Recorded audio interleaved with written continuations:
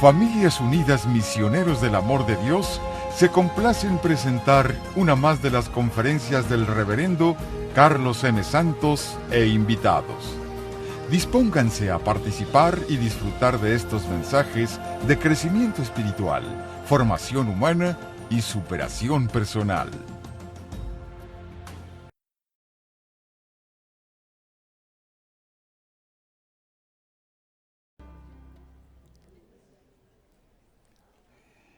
Qué hermoso es dar amor y recibir amor, ¿no es cierto? Y es algo simple, no tienes que hacer nada complicado. Hoy Dios me daba una meditación en mi oración de la mañana y la estaba escribiendo. Y es una frase que estaba yo escribiendo así que dice, los amores de ayer no son los amores de hoy. Y tus amores de hoy no serán los amores de mañana. ¿Cuántas cosas que amamos en el pasado y que estábamos según nosotros bien enamorados de esas cosas o las queríamos, las deseábamos con desesperación, ahora ya no nos interesan? Pasó el amor del pasado, de esas cosas y a veces hasta personas también.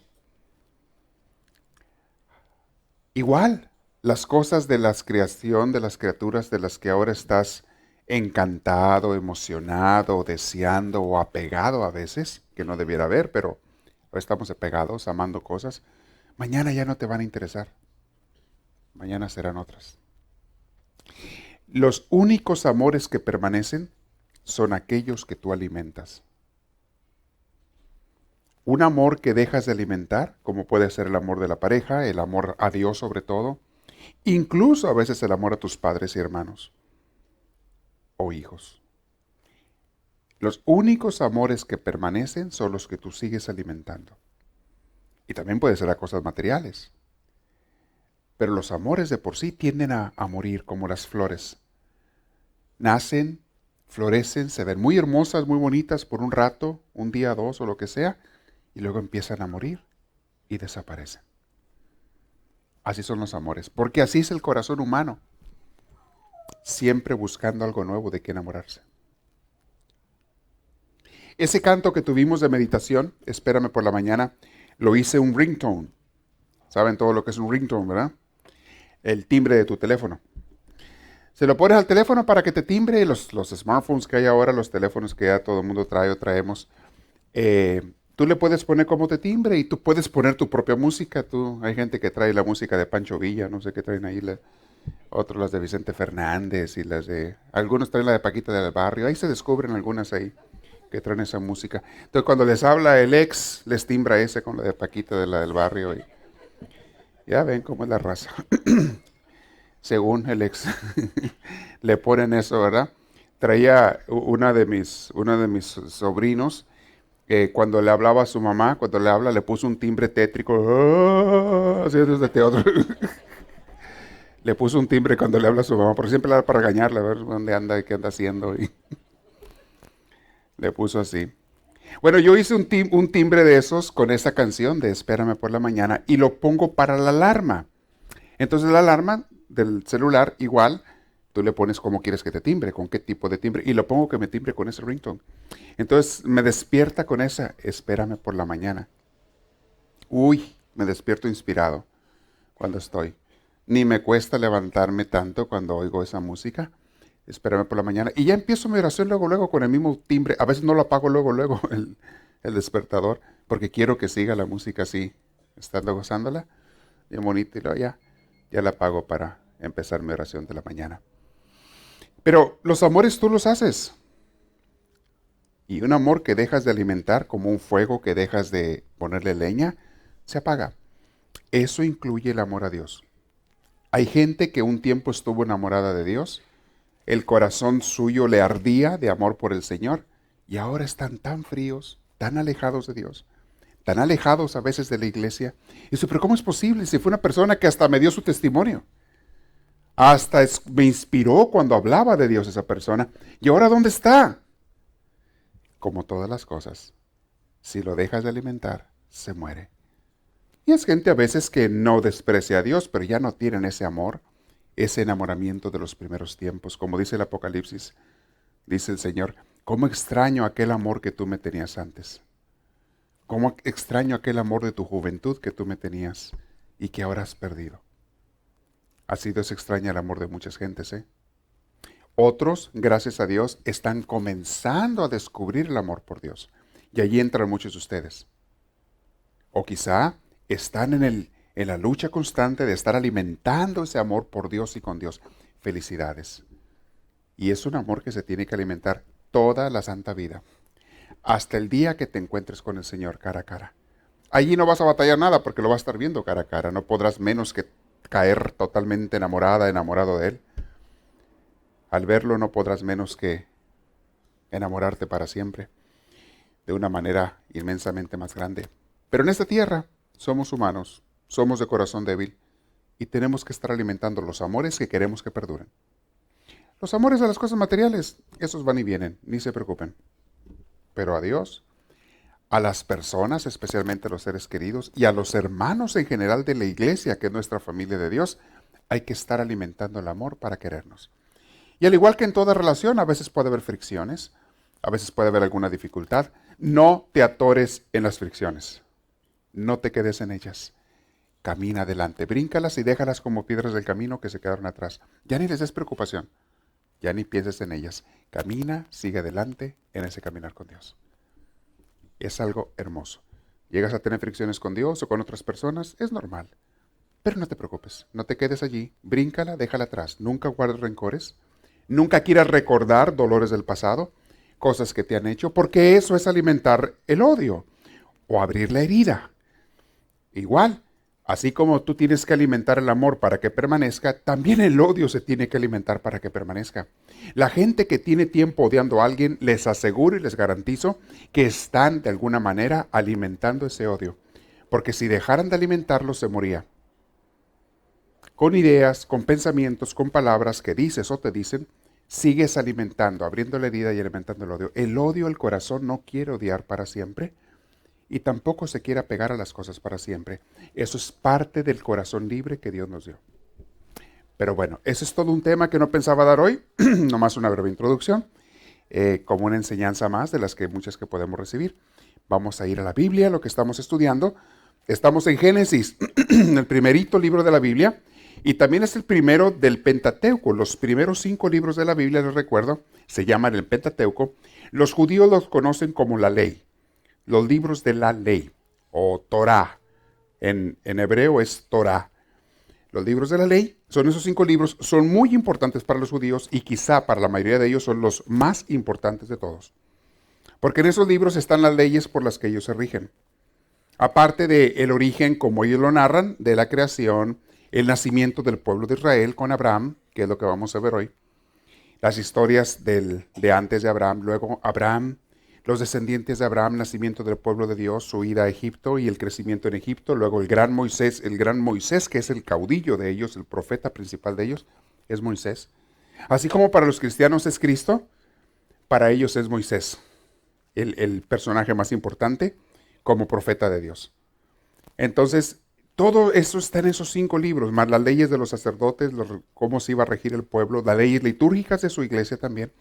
Todo está en ese Pentateuco, que son los 5 libros del Génesis, díganlo conmigo, Éxodo, Levítico, Números y Deuteronomio. A ver otra vez los 5.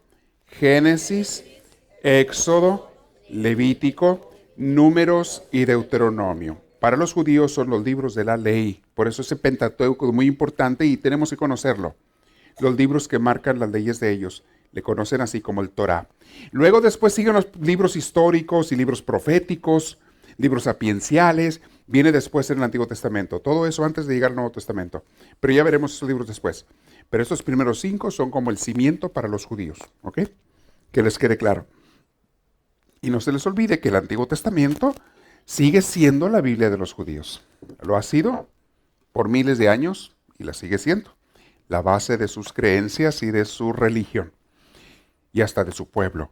Su pueblo, la manera en que ellos se relacionan entre ellos y como ellos se ven, su autoidentidad, como ellos se ven en reflejo de esos libros del Antiguo Testamento. Y ellos se sienten, y ellos así lo creen firmemente, que son el pueblo formado por Dios, el pueblo elegido. Muchos de ellos piensan que son los favoritos de Dios. Algunos llegan a pensar que son los únicos hijos de Dios. En fin, hay de todo. Por lo menos piensa que ellos son los favoritos de Dios. Como piensan la gente de todas las religiones. Toda religión que se sienta la religión verdadera, siempre va a pensar o a sentir que ellos son los favoritos de Dios. Como que siempre tenemos esta tendencia, queremos creer, mi pueblo y yo, mi religión y yo, mi iglesia y yo, mi comunidad y yo, somos los favoritos de Dios. Si tú te pones a escuchar las palabras de Cristo, te vas a dar cuenta que la humanidad entera son los favoritos de Dios. Y no nomás ellos, la creación entera. O sea, todos somos favoritos de Dios. No importa qué religión tengas o no tengas. Aún aquellos que no tienen religión no dejan de ser los hijos queridos y amados de Dios. Pobrecitos porque se pierden de muchos regalos de parte del Señor. Ya luego hablaremos de eso. Pero de parte de Dios su amor es infinito y es igual para todos. Bueno, podemos seguir meditando sobre eso. Vamos a ir sobre la marcha. Llegamos hasta el capítulo 11 del Génesis, porque esos primeros 11 capítulos son la protohistoria, o también conocido como la prehistoria, lo que sucedió antes de que naciera el pueblo de Israel. El pueblo de Israel nace con una persona. Dios llama a un hombre y a su familia. En Génesis 12, allí comienza la narración. ¿Quién era ese hombre? El fundador. ¿Cómo se llamaba? Abraham. Abraham nada más, y luego Dios se lo cambió con Abraham. Porque Dios, al menos así lo dice también Isaías, Dios, y sobre todo en el Antiguo Testamento, le cambiaba el nombre a las gentes cuando Dios los elegía. Se acordarán de Saulo. A Saulo le cambió el nombre Dios. ¿A cómo le puso? Pablo. Simón era otro. Le cambió el nombre a Pedro, o Cefas, que es lo mismo, piedra. Porque también tenía la cabecita de piedra el ingrato. Y así, a muchas personas Dios los llamaba y les cambiaba el nombre. Bien, Abraham fue uno de ellos. Sara, su esposa, también. Dios le cambia el nombre para hacerle entender después, no cuando recién lo llama, después hacerle entender, tú eres una persona elegida. Y hoy en día, en muchas comunidades religiosas, de diferentes religiones, se acostumbra que una persona cuando se consagra, por ejemplo, los monjes o religiosos, religiosas, muchos acostumbran que a la hora de tomar sus votos de consagración, se cambien el nombre, en símbolo de que ahora pertenecen a Dios. Y se ponen el nombre de algún santo, el nombre de algún nombre que inspira algo de la Biblia, etc. Pero cambian de nombre en símbolo de que ahora soy una persona diferente. Antes pertenecía al mundo, ahora pertenezco a Dios. Es algo bien bonito. Bien, Abraham. Abraham vivía en lo que hoy en día es Irak, Ur de Caldea. Hoy en día es Irak, Kuwait, esos países donde a veces hay muchas guerras que son de raíces árabes, musulmanas. Allá vivía Abraham, en esos pueblos, en la región de los ríos Tigris y Éufrates, que es una región muy rica en agricultura porque hay mucha agua. Esos ríos tienen mucha agua y de allí la regaban sus terrenos la gente. Y había mucha comida, había mucha prosperidad. Pero también por lo mismo se crearon culturas muy grandes allí por miles de años en esta región. Incluso la gente que cree que el paraíso era un lugar físico, dicen que allá era el paraíso. No sé si han oído ustedes eso, que el paraíso donde Adán y Eva estaba por allá por lo que hoy es Irak, por donde estaba el Tigris y el Éufrates, que allí era el paraíso donde Adán y Eva. Bueno, ya les expliqué, es una parábola, no es algo histórico real. Pero tiene mucha enseñanza, está lleno de enseñanza. Pero bien, en esa región vivía Abraham, pero también se sobrepobló. Ya había gente que tenía que emigrar porque ya no tenía tierras, ya no tenía de qué vivir, o sus ganados ya no tenía dónde ponerlos porque todo estaba ocupado. Entonces mucha gente tenía que emigrar. Uno de ellos fue Abraham, pero Abraham lo hizo a raíz del llamado de Dios. Y hay un versículo, ahí vamos a leerlo, que es fundamental, porque esa frase, cuando estaba en el seminario, nos lo repetían a cada rato. Es una frase vocacional que mañana la voy a mencionar a los jóvenes que vengan al retiro de vocaciones. Cuando Dios le dice así, 12:1, Génesis 12:1, abran su Biblia y lean conmigo. Yahvé Dios le dijo a Abraham, deja tu país, a los de tu raza y a la familia de tu padre, y anda a la tierra que yo te mostraré. Haré de ti una gran nación y te bendeciré. Voy a engrandecer tu nombre y tú serás una bendición. Y sigue toda esa frase. Luego leanla, medítanla porque es muy rica. Pero la frase principal que les quería compartir es: deja tu país y a los de tu raza, a la familia de tu padre, y anda a la tierra que yo te mostraré. Fue llamado Abraham a algo muy radical. Y dice que era un hombre ya grande. Ahí dice la edad. Encuentra el versículo. ¿Qué edad tenía Abraham cuando Dios lo llamó? 75 años nada más. Un jovencito cualquiera. Un muchachón. 75 años. A esa edad Dios le manda cambiar de vida. Es la edad en que todo el mundo ya está jubilado y dice: yo ya nomás quiero estar sentado, a mí ya no me haga moverme. Ya quiero llevármela tranquilo. A esa edad es cuando Dios le da su vocación máxima a Abraham. Eso es algo impresionante.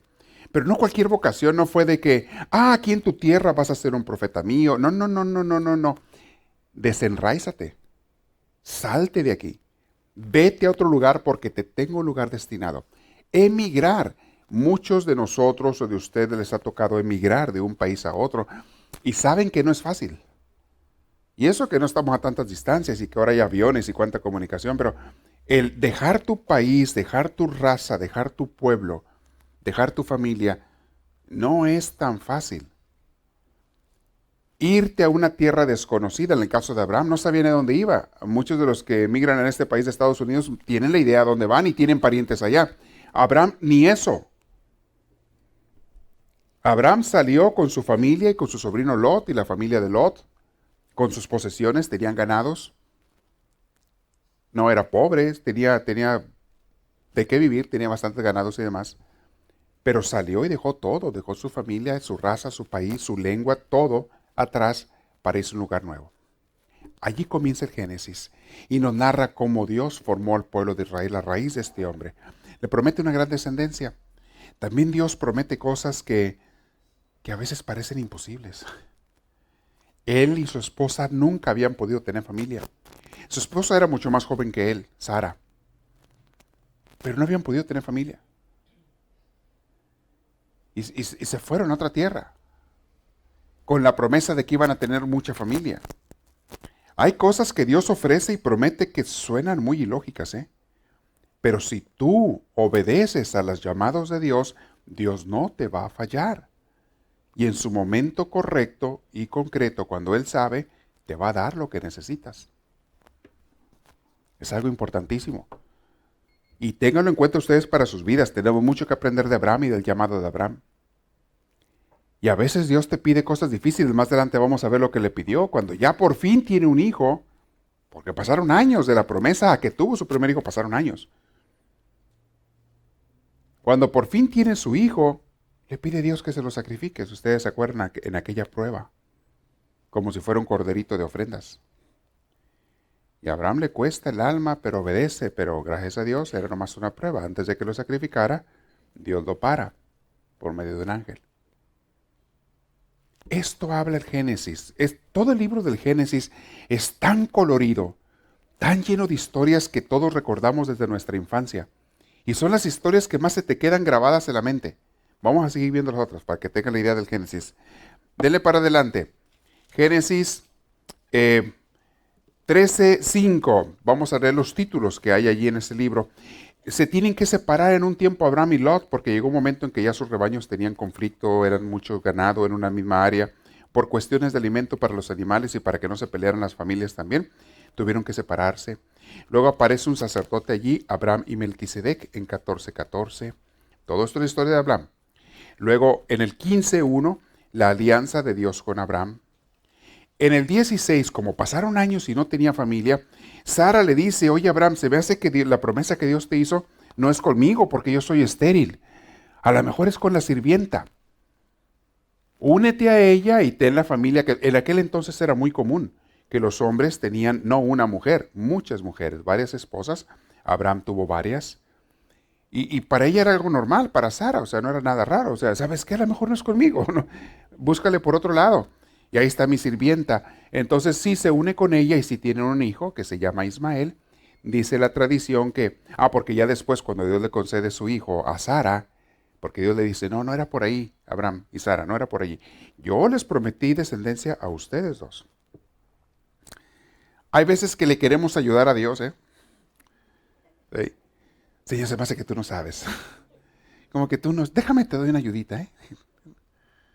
No, Dios sabe mejor que tú. Dios sabe cuáles son los planes y aunque tú no los entiendas, y mucha gente se desespera porque sabe que va a recibir cosas de Dios que Dios le ha prometido o que sabe que Dios le quiere dar, pero se desesperan porque no las reciben cuando quieren y no pueden entender que no es cuando tú quieras. Es en el momento de Dios. Y lo que a ti te toca es rendirte y someterte a Dios. Y Él te va a dar lo que Él prometió. Pero Él sabe cuándo y cómo y por qué. Y un día vas a entender por qué Dios te estaba preparando a ti u otra gente hasta que estuvieran listos para lo que Él te había prometido. Porque no siempre Dios te da las cosas cuando tú las quieres. Muchas veces no estás listo para recibir las promesas de Dios. Depende cuál sea. Pero casi siempre la razón es esa. No estás listo aunque tú creas que sí. Dios te promete la alegría, la liberación, la sanación, pero si tú no pones lo que está de tu parte, Dios no te lo puede dar, a fuerzas no. Y si la bendición que Dios te va a dar es demasiado, demasiado grande, van a pasar años antes de que la recibas, pero va a valer la pena la espera, lo que sea. Me acuerdo cuando entré al seminario que me decían, te faltan 12 años para ser sacerdote. Se me hacía así de mil eternidad, y más cuando estás jovencito, un año se te hace eterno. Ahora no, se le hace uno como una semana, un año, es que ya pasó tan pronto.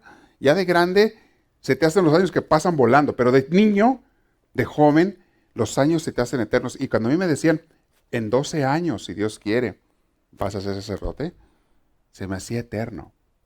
Pero luego Dios me hacía entender, es que tienes que recibir mucha preparación. Y no nada más académica y escolar, mucha preparación del alma, mucha preparación de la mente, mucha preparación de tu corazón. No es tan fácil. Y todavía sí. Cuando fui ordenado sacerdote, yo pensaba que todavía no estaba listo. Y de veras, sigue uno preparándose y todo. Pero bueno, Dios supo cuándo era el momento. Pero no importa cuántos años pasen, si es una gran promesa, te la va a dar Dios. Hay otras que te la da más rápido, depende que sea. Pero una cosa es cierta, tienes que estar lista, tienes que estar listo y dispuesto con lo que tengas que hacer. Abraham, para recibir las grandes promesas, fíjense lo que tuvo que hacer. Si hubiera quedado en su tierra, nunca hubiera tenido descendencia, porque él no estaba para tener descendencia. Él era estéril, o su esposa más bien era estéril. Esta familia no podía tener familia. Si hubiera quedado allá no hubiera pasado nada, pero como obedeció a Dios, Dios le dio después de su padre de un gran pueblo a través de ese hijo, Isaac, que vamos a ver más adelante. Entonces no era Ismael. Cuando ya por fin, vamos a ver más adelante, Abraham pasa a ser Abraham en el 17. Luego Dios le habla de la circuncisión, 17:9. En el 18, Yahvé visita a Abraham, ya es Abraham. En el 18:16, Abraham intercede por Sodoma y Gomorra. ¿Se acuerdan aquellas ciudades pecadoras que al fin y al cabo reciben fuego del cielo? Porque no quisieron convertirse y vivían en puro pecado. El 19 narra esta narración, Génesis 19. Todas esas historias muy bonitas que hemos escuchado. En el 20, Abraham y Sara en Gerar. En el 21 nace Isaac, capítulo 21 del Génesis.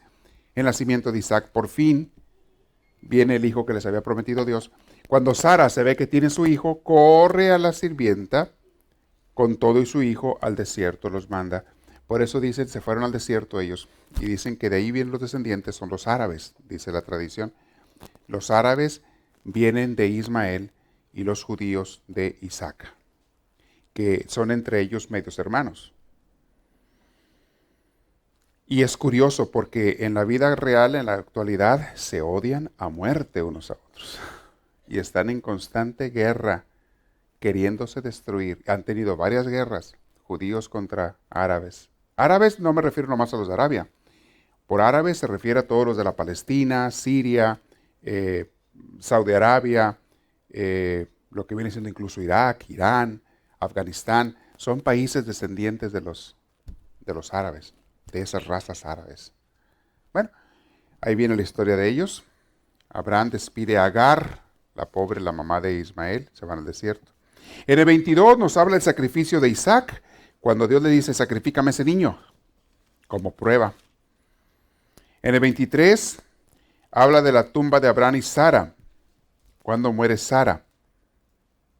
¿Ok? Y cómo va preparando aquel lugar para la tumba de ellos. En el 24, Eliezer le busca una esposa a Isaac, el hijo. En el 25, Abraham se vuelve a casar, tiene más esposas y más hijos. En el 25-21 comienzan los hijos de Isaac, que son Esaú y Jacob.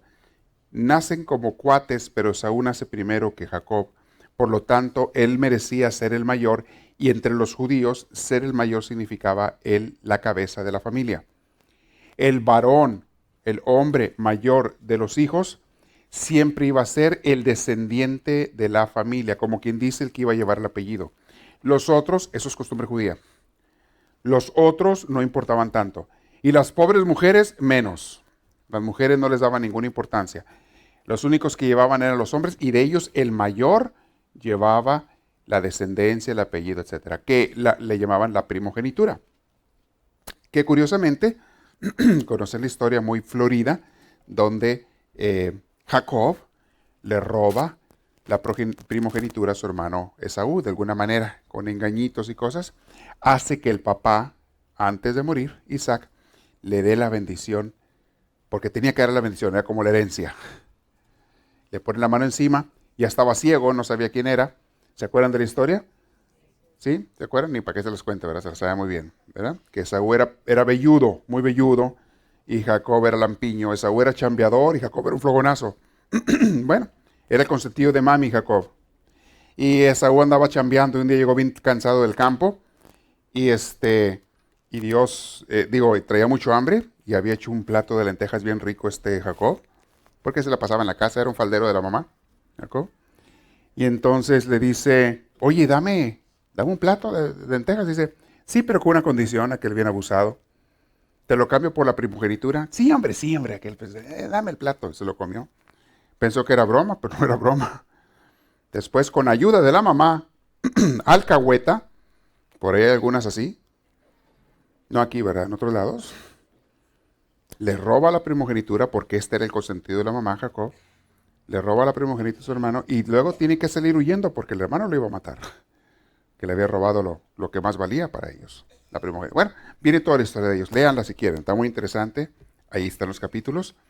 26, sucesos de la vida de Isaac. 27, Jacob se roba la bendición, ahí está, Génesis 27. En el 27:41, Jacob huye a casa de Labán, era un tío. Por allá él va y conoce después una muchacha. Sueños de Jacob, en el 28:10, cuando él tiene sueños y tiene sueños con Dios y demás. En el 29, Jacob en casa de Labán. Y quiero que le estoy pasando así una visión sobre el Génesis. Quiero que lo tengan más o menos las partes en su cabecita. El día que ustedes anden buscando una cita, oye, ¿dónde está la historia de Jacob? Eso, pues ya más o menos te acuerdas. En el Génesis te vas y lo encuentras, ¿verdad? Entonces ya tienes una idea mental. 31, Jacob vuelve a su país, se reconcilia con su hermano. En el 32:4, Jacob lucha con Dios. Eso es un pasaje muy histórico donde tiene un pleito con Dios, Jacob, supuestamente Dios en forma de un ángel, y se pelean, y a última hora hiere a Jacob el ángel o Dios, y le dice a Jacob, no te voy a soltar, se están peleando toda la noche, están peleando ellos dos, pero le dice, no te voy a soltar hasta que me des tu bendición, y entonces Dios lo bendice, para que lo suelte. Son muy románticos, muy bonitas esas historias que también tienen bastante enseñanza. Pero bueno, hoy no es el tiempo de verlas todas con detalle, nomás quiero darles una visión general. En el 33, el encuentro de Esaú y Jacob, los hermanos que antes habían estado peleados por muchos años. En el 34, el rapto de Dina, hija de Jacob. 35, Jacob y Betel.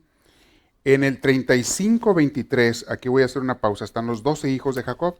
Jacob, con varias mujeres, tiene 12 hijos. Que después, es importante este dato, por eso se los doy, que después ellos son los padres de las 12 tribus de Israel que fueron a dar a Egipto. Y en Egipto estuvieron 400 años y crecieron mucho esas tribus. De tal manera que 400 años después de Jacob y Esaú, 400 años después que Moisés aparece para liberarlos porque estaban esclavos, ya era todo un pueblo de miles y miles de gentes en 400 años. Y son los que salen al desierto liderados por Moisés. ¿Ok? Entonces, para que tenga una visión cómo va la cosa. Moisés, su historia, empieza en el siguiente libro. ¿Cuál es el que sigue del Génesis? ¿Cuál? Éxodo. ¿Ok? ¿Cuánto pasa entre el Génesis y el Éxodo? ¿Cuántos años? 400 años. ¿Ya están teniendo una visión más o menos mental de cómo está la Biblia? Vamos, no hemos terminado con el Génesis, todavía hay historias bien fantásticas ahí que siguen, muy bonitas. Bueno, los 12 hijos de Jacob, lean conmigo allí, Jacob 35:23. Sigan en su Biblia esto. Jacob tuvo 12 hijos, y luego habla de las esposas. De los hijos de Lía, ¿quiénes eran? Rubén, que era el primogénito de Jacob, luego Simeón, ¿quién más? Leví, de ahí vienen los levitas, que era la tribu de los sacerdotes judíos. Leví, luego ¿quién más? Judá, que son los que se establecieron en el sur, que en tiempos de Cristo era la región de Judá, son los descendientes de Judá. De la descendencia de Judá viene Jesús, viene David, el rey David, en fin. ¿Qué otro viene? Isaacar y después y Zabulón. ¿Se acuerdan que en un momento menciona Jesús en la Biblia que andaba en los terrenos de Zebulón y Neftalí? Son de las tribus. Ahorita van a ver Neftalita más adelante. ¿Ok? Estos son los hijos de Lía. Vamos a ver enseguida. ¿Quién sigue? Hijos de Raquel, que eran los favoritos de Jacob. Eran dos. ¿Quiénes eran esos dos? José y Benjamín. ¿Quién de esos dos es más importante? ¿Por qué? ¡Ey! Es José el soñador. Hay una historia preciosa que viene más adelante. Enseguida viene la historia de José. Ahorita vamos allá. ¿Ok? No hemos terminado con el ristra de hijos.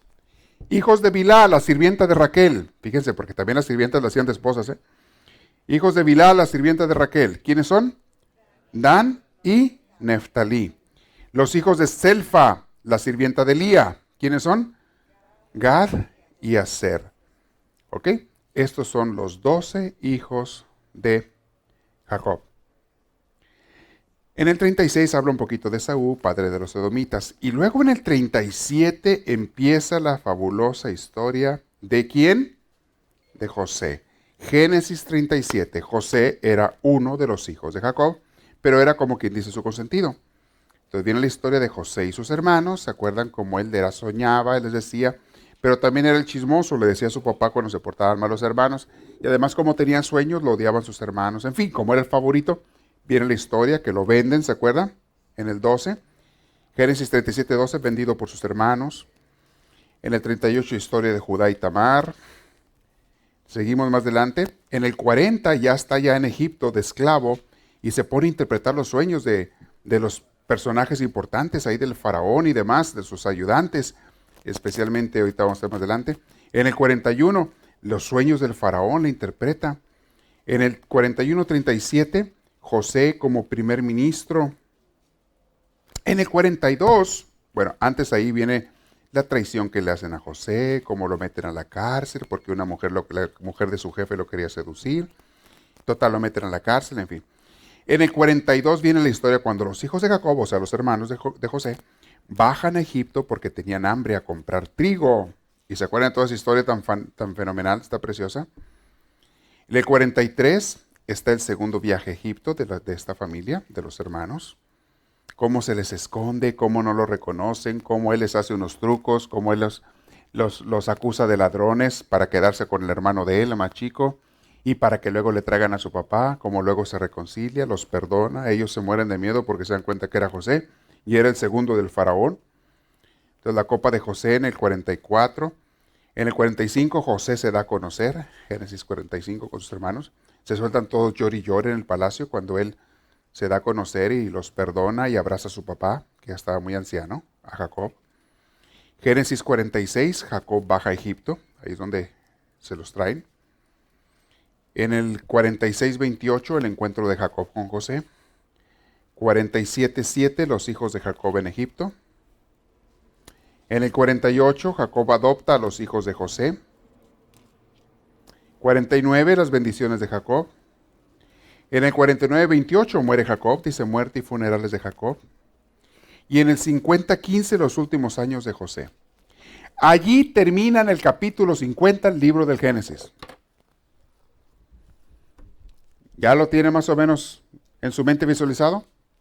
¿Con qué comienza el Génesis? ¿Con la narración de qué?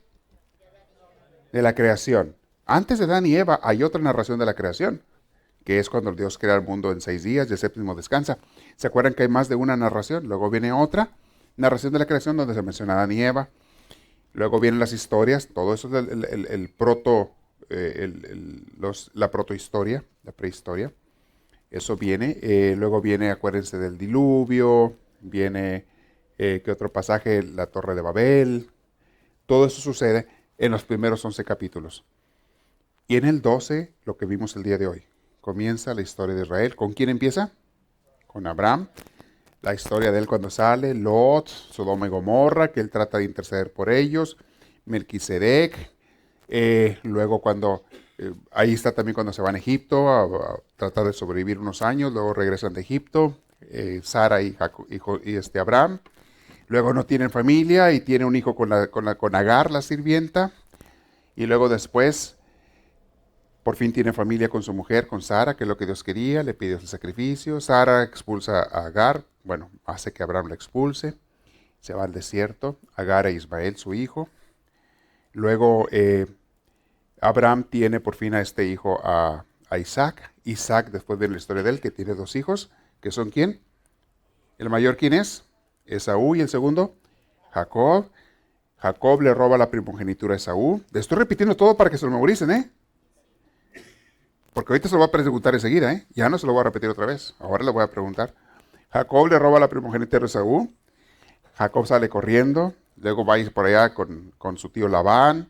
Y luego después allá tiene varias mujeres, tienen hijos. ¿Cuántos hijos tuvo Jacob? 12 nada más. Uno de ellos, el penúltimo, José. Viene la historia de José. José es vendido como esclavo, va a dar a Egipto. A los años los hermanos van para allá, se reencuentran, se reconcilian, toda la historia. Se va las 12 familias, se van a vivir a Egipto y allá muere, termina el Génesis con la muerte de José. Y allá se queda José, sí, ahí termina el Génesis con la muerte de José. Y allá se expande el pueblo y crece en miles de gentes. ¿Ya tienen en su cabecita el Génesis ahora sí? ¿Me lo pueden platicar si se los pregunto? Ahora todos los pesco, se lo voy a poner. Es un examen que le voy a poner, vienen exámenes. Pero ahí en este libro de Génesis tienen quizá la mayoría de las historias que la gente recuerda del Antiguo Testamento. Bien ricas, hay películas de ellas. Acabo de traer aquí encargó a alguien la película de los 10 mandamientos de Charlton Heston de 1956 que ganó muchos Óscares. Está muy bonita esa película, muy bonita. Y es eso, la historia de Moisés, la historia de... Es una mala historia de Moisés y cómo saca al pueblo de Egipto y todo. Está muy bonita, se la recomiendo, Y un día sí a ver si la vemos, nomás que dura como 3 horas. Es 220 minutos, más de 3 horas, ¿verdad? Como 3:30. Está muy bonita, la podemos ver en 2 sesiones, en dos días. Han hecho películas de José muy bonitas, hasta hay una de caricaturas que está preciosa, esa de caricaturas de José que hicieron, José el Soñador se llama. No sé si la hizo una de esas compañías que hacen caricaturas modernas, pero con mensaje, o sea, bien hecha, bien hecha. Te la recomiendo esa. Hay historias hermosas en el Génesis. El Éxodo es otro libro muy rico. ¿Qué significa la palabra Éxodo? La salida. La salida. En la próxima, si Dios quiere, les voy a hablar del Éxodo y a lo mejor alcanzamos a ver también el Levítico, el Números y el Deuteronomio. Porque no nos vamos a detener mucho en ellos, sobre todo Levítico, Número y Deuteronomio, que son libros de muchas leyes y costumbres y demás. No nos vamos a detener mucho en ellos. Pero vamos a ver esos libros, eso es lo que sigue. Por hoy hemos terminado el Génesis y quiero que lo tengan. Ya les hablé con la introducción, la manera de escribir de la Biblia de Dios, cómo nos habla, géneros literarios, etcétera. Y luego el Génesis, todas las historias. Y me voy a ir más adelante, vamos a ir así repasando la Biblia. No me estoy deteniendo tanto en los pasajes, porque eso se vendrá en otras clases después. En otras clases donde ya te detienes en el puro libro de Génesis, te puedes tardar un año estudiándolo. Y luego en otro libro y así. Pero ahorita quiero darles una visión completa de la Biblia, más o menos genérica, que la conozcan, que en su cabecita tengan una imagen mental de la Biblia. Y me dio mucho gusto la semana pasada que alguien me dijo, padre, por fin me cayó el 20 de cómo está la Biblia ahora que nos está explicando esta clase. Me cayó el 20 con eso de que hay géneros literarios, que hay esto y que el otro, que hay diferentes formas de narración, en que Dios nos habla. Dice, ahora sí, ya no me confundo tanto, aunque todavía nos falta mucho por aprender. Dice, pero ya me está cayendo el 20 de cómo Dios escribió la Biblia a través de los profetas. Es una manera muy, muy, muy hermosa, muy bonita, pero también muy rica y tienes que entenderla. No cualquiera puede comprarse una Biblia, leerla y entenderla. Si no conoces todo esto que estamos estudiando, no la vas a entender. Y por eso hay mucho menso allá afuera predicando hasta en la tele y en el radio, diciendo cada tontería. Cuando lleguemos al Éxodo 20, cuando Dios le da los 10 mandamientos a Moisés y habla en una frase de no te harás imágenes ni en el cielo ni en la tierra y demás, ¿cómo mucha gente ha malinterpretado ese texto? Lo vamos a explicar. Luego hay otro pasaje por ahí también donde dice que Moisés subió a la montaña y vio a Dios. Dios pasó enfrente de él. Y dicen por ahí algunos hermanitos, ya ves, Dios es de carne y hueso, porque mira, pasó enfrente de él. De carne y hueso Dios. Hágame usted el favor. En fin. Quiero saber si hay preguntas. Antes de las preguntas les voy a contar un chistorete. ¿Lo quieren? Para que se despierten. Nomás porque pusieron atención, se los voy a contar. No sé que estaban dormidos con los ojos abiertos, no sé, pero a mí me parece que estaban poniendo atención.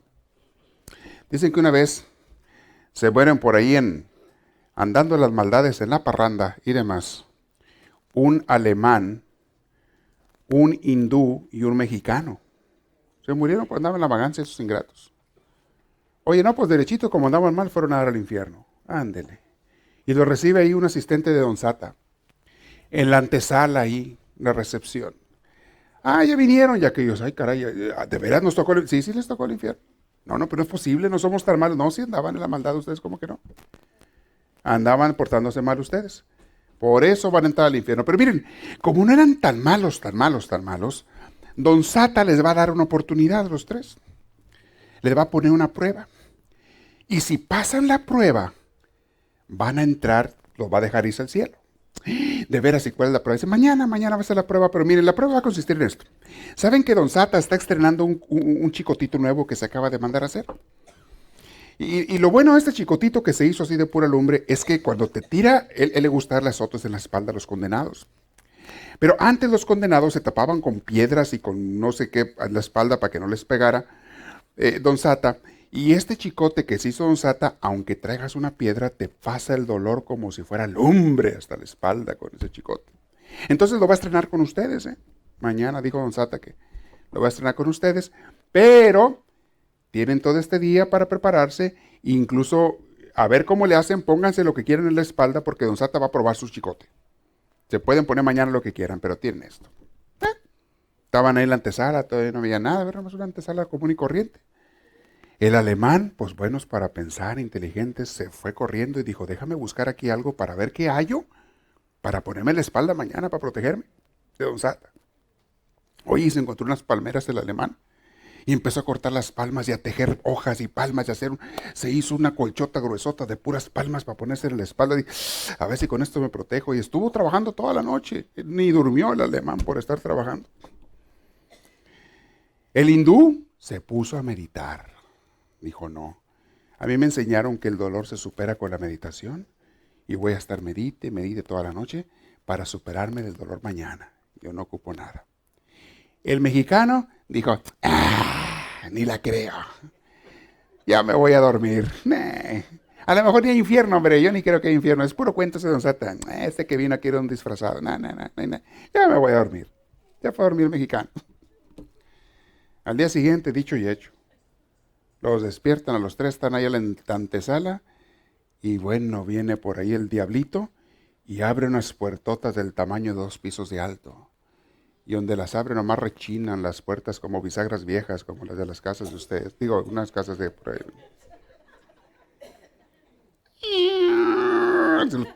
rechinando las puertotas. Oye, y en cuanto iba abriendo las puertas salían las llamaradas de lumbre así por dentro de la puerta. Los tres se quedaron así asustados, ¿verdad? Pero más el mexicano dijo, ay, Dios santo, ¿qué hice? Ahí sí la mexicanía yo de a tiro. No me preparé. No, hombre, y sale el diablo con su máscara del zorro, ahí estrenando su chicote. Dijo, ahora sí me voy a dar gusto aquí. Tronándolo en el aire, ¡tas! Lo tronaba el chicote. Uy, los tres se pusieron a temblar. Vengan para acá ustedes tres, que aquí voy a estrenar mi chicote nuevo. Este chicote, aunque se pongan lo que sea en la espalda, les pasa el dolor, la ardura, que es lo que yo quiero que les arda. ¿Quién va a ser primero? Pues avientan los dos, al alemán lo avientan por delante. Póngase lo que quiera en la espalda, vamos a ver. Y el alemán había estado ya, pero hizo bien grueso y la prueba es esta. Si no se quejan cuando les dé el latigazo, se van al cielo. Pero si hacen un ruido, cualquier cosita, cualquier gemido, cualquier queja, para el infierno, chiquitos, es la prueba. Aquí vamos a ver. Oye, el alemán se puso toda la pared de palmeras, de palmas que se había puesto, se la puso en la espalda bien gruesota, y así hincado, y se pone así, aprieta los dientes y se muerde la lengua, y dice, no quiero hacer ningún ruido. Y que le da con todas sus fuerzas Don Sata, y ¡zas! El chicotazo. Sintió que él, pero no hizo ni ruido el alemán. Nomás se mordía, pero sí le ayudó lo que hizo de palmas. Y se mordió la lengua que hasta sangre le salió el ingrato. Dijo Don Sata, chiquito, sí, pasaste la prueba, ¿eh? Bueno, pues tú te vas a ir, siéntate ahí a un lado, espérame tantito que termine con los tres. Tú pasaste la prueba, le dice al alemán. ¿Y ahora quién? No, hombre, todavía no terminé de decir ahora quién, y el mexicano ya había aventado el hindú por delante, ya lo aventó. Se paró atrás de él y le dio un aventón, lo aventó por ahí. ¡Órale! Ese siga, ya va trastabillando, cayéndose el pobre hindú a dar a los pies. ¿Sigues tú? ¿Y tú qué te vas a poner? Le dice. No, dice, pues yo voy a meditar, he estado meditando toda la noche, estoy preparándome. Bueno, pues ponte. Y se pone a meditar y está lindo, pero ahí meditando y Don Sata agarra vuelo y rájale, le dan la espalda pelona. Que nomás le salió hasta sangrita al pobre y aquel lindo mordió la lengua, las orejas, se murió todo lo que alcanzó a morder. Pero no gritó, lindo. La meditación le ayudó, ya ven por qué les digo que mediten ustedes, no me hacen caso. Por si se van por allá para que pasen la prueba. Se salvó el hindú, híjole, y el mexicano ahora sí empezó a temblar. Hijo, ¿y ahora yo qué? Yo ni palmeras, ni meditación, ni nada. En la torre. ¿Sigues? Le dijo Don Sata. Pónteme de modo. Oye, Sata, pero ¿se pueden poner lo que quieran en la espalda? Sí, yo les dije que lo que quisieran. Mi chicote que lo va a probar. Ponte. Bueno. Pues estaba el pobre hindú tirado. Lo agarró el hindú y se lo puso en la espalda. No puedo. ¡Dale!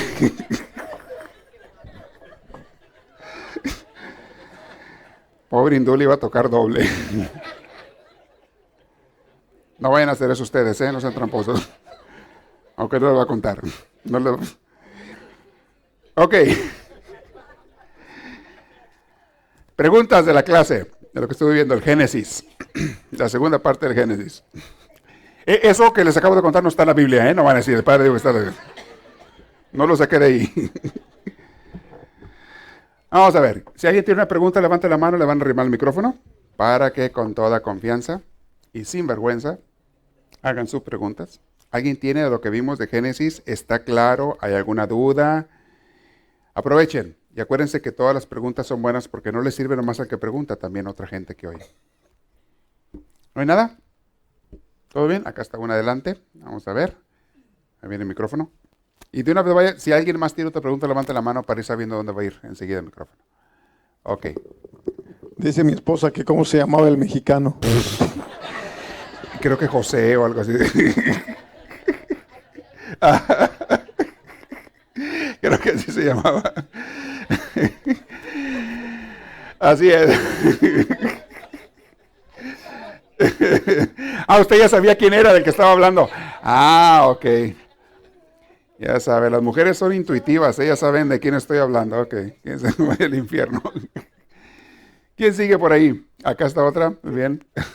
Aproveche, ya nada más hay chance para otra pregunta aparte de esta, por si alguien la tiene. Esa ya quemaron una, ella, ¿vale? Sí. Padre, yo tengo entendido que cuando Dios escogió a Abraham, Ajá. apenas se iba a iniciar el contacto Dios con el hombre. No. Porque Pero bueno, siga. ¿de dónde salió Melquisedec? Melquisedec era un sacerdote de otra región, de otra tribu. Obviamente no de Abraham, pero había miles de pueblos. Y de alguna manera Dios les hablaba a todos, de una forma u otra, pero para formar su pueblo fue por medio de Abraham. Pero él también era elegido por Dios. Sí, sí era elegido por Dios, aunque no era judío. Digo, no había judíos todavía, apenas iban a ser el pueblo de Dios con Abraham. Pero era un sacerdote movido por Dios, sí. Melquisedec. Gracias, porque nada más habla un pedacito ahí de él. No se le, sí, casi no lo menciona, porque era alguien de otra tribu, de otro lugar, de otra región. Y no vuelve a aparecer Melquisedec. Pero es muy simbólico la personalidad de Melquisedec, que era un sacerdote. Y es la primera vez que en la Biblia se habla de un sacerdote, cuando habla Melquisedec. A nosotros los sacerdotes, cuando nos ordenan, hay una parte del rito que dice, recibe el sacerdocio de acuerdo al orden de Melquisedec, que es un orden para siempre. El sacerdocio, y se da a entender, es un sacerdocio eterno, que nunca se puede quitar, que nunca se quita. Y es parte de la liturgia de la ordenación de sacerdotes, según el sacerdocio de Melquisedec. En honor a él. Muy interesante. Bien, ¿hay chance de una última pregunta? Si es que hay, si no, se acaba. Acá está adelante.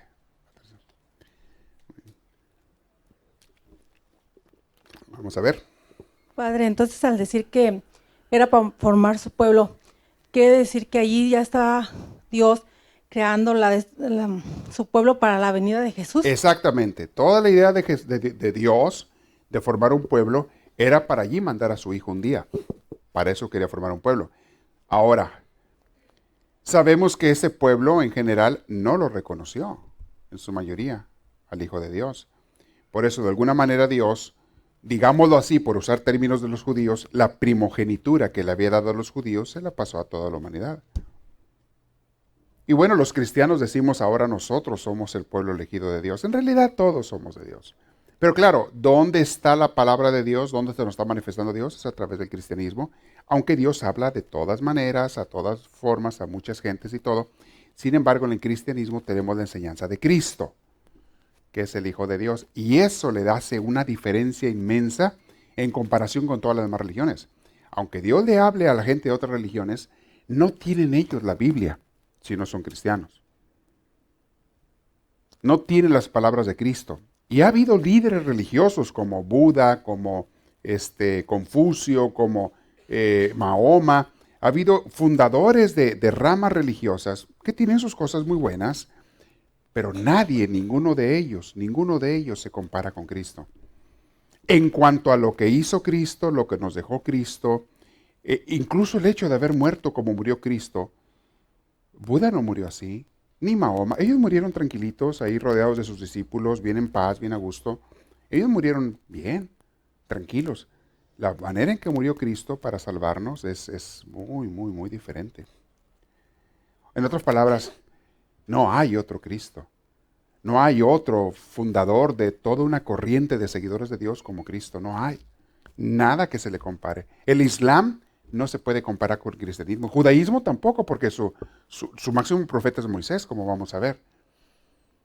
El budismo, el confucianismo, tienen buenos líderes y buenos maestros y enseñanzas muy buenas que Dios les ha inspirado, porque Dios los inspira también. Pero no tienen las enseñanzas, ni la imagen, ni la figura del Hijo de Dios de Cristo. O sea, les falta mucho. Y ellos pueden ser más santos que nosotros. No estoy hablando de santidad. Estoy hablando de dónde podemos encontrar la mayor parte de la revelación de Dios. Quiero que reconozcan el gran tesoro que tenemos en la Biblia, en la palabra de Dios. Ahora, el que tú tengas la Biblia en tus manos no garantiza que seas un santo.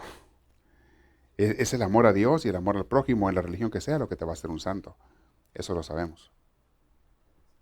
Pero el tener la Biblia te va a dar una luz tremenda al tener tú la palabra de Dios contigo, al estar. Si la usas, claro. Si la meditas y si la tratas de hacer vida. Tenemos una riqueza preciosa. Yo, por ejemplo, me pongo a ver los pueblos musulmanes. Véanlos. Arabia, Siria, los palestinos, Irak, Afganistán. Algunos de ellos son países que tienen muchos miles de millones de dólares por el petróleo que venden, tienen mucho petróleo, por otras cosas.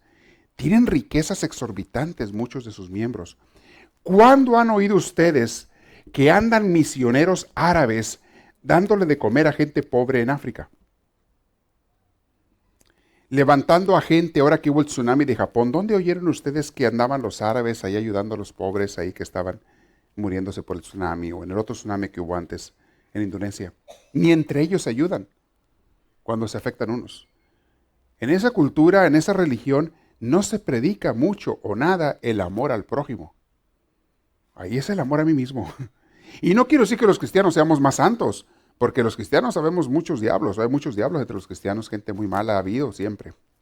Pero la enseñanza cristiana, y muchos sí la siguen o la tratan o la tratamos de seguir, la enseñanza cristiana te enseña algo que no te enseña la enseñanza judía. Tampoco ves que el pueblo de judío, es la gente más rica del mundo, los judíos. Son los dueños de los bancos en Estados Unidos y en muchas cosas, controlan muchas cosas. ¿No los ves a ellos ayudando a gente pobre en Sudamérica, haciendo misiones de ayuda a los pobres? ¿No los ves? ¿A quiénes ves haciendo esas cosas? Puros cristianos. Las religiones protestantes de Estados Unidos se la pasan yendo a todos lados haciendo misiones de ayuda a la gente pobre. Van médicos a dar medicina, van gente seglares a ayudar con, no sé, darle a comer a los pobres, con mil cosas. Lo hacemos nosotros, estamos dando caridad a organizaciones de México y todo. Yo no me he enterado de ninguna organización ni judía ni árabe que esté ayudando a los asilos que estamos ayudando en Tijuana, o en México o en otros lados. ¿Cuándo han oído ustedes eso? Tienen guerras, están peleando, tienen petróleo, tienen todo, pero que se ayuden unos a otros, yo no he sabido. Yo no lo veo. Los cristianos tenemos, todos los que seguimos a Cristo, ahí entran católicos, protestantes, todos los cristianos. Tenemos un fundamento, una base de fe muy rica en Cristo, en Jesús, que ellos ni conocen. Me acuerdo donde yo me crié en Monterrey, donde es mi familia, mis familiares. Hay una colonia muy grande de judíos. Y siempre que hay, cuando el terremoto de México, que fue en el 85, el terremoto de México, cuando Monterrey fue la ciudad que mandó más ayuda, para que no anden diciendo que son tacaños, fue la ciudad que mandó más ayuda a México DF. Mandaban maquinaria pesada, porque hay mucha construcción, mucha maquinaria pesada, los mandaron todos los camiones y todo para mover los escombros, para rescatar gente, mandó mucho. Pues yo nunca me enteré que la colonia de los millonarios judíos mandaran un centavo para allá. Nunca me enteré. Y yo estaba allá en ese entonces. Y todas las iglesias, las parroquias se juntaban, iglesias cristianas, protestantes se juntaban a hacer fondos, a hacer rifas, a la gente a donar dinero, a dar para mandar y ayudar, despensas y medicina a toda esta gente necesitada. En todas las iglesias cristianas se hacían actividades para mandarle ayuda. Yo nunca supe que la sinagoga judía hiciera eso. Y no es criticarlo ni nada, no soy yo quien para criticar a nadie, pero no tienen esa enseñanza ellos. Cuando México todavía está muy pobre y todo, pero Alemania, que es un país entre protestantes y católicos, mandaba mucho dinero a México para ayudas de beneficencia, de iglesias, de asilos, hubo un tiempo que Alemania, no sé si todavía lo haga, pero a mí me tocó ver que Alemania tenía organizaciones que mandaban muchos millones de dólares a México, a diferentes organizaciones, para hacer hospitales, me tocó a mí ver eso. Incluso el seminario donde yo estaba, Alemania hizo un seminario nuevo, donó no sé cuántos millones para hacer otro, porque ya estaba muy viejo donde estábamos, ya no cabían los seminaristas, y mandaron para hacer uno nuevo. Israel nunca mandó un centavo. No sé. ¿Ven lo que tenemos en la Biblia nosotros? ¿Ven en qué nos distinguimos los cristianos, los que seguimos a Cristo? Los que somos católicos cristianos tenemos doble riqueza porque estamos aceptando a todos los seguidores de Cristo. Aquí no nos separamos de nadie, al contrario, nos unimos, por eso somos familias unidas. Tratamos de unirnos con todo el mundo. Y si ellos no se quieren unir, es problema de ellos, pero de parte nuestra las puertas están abiertas para que entren.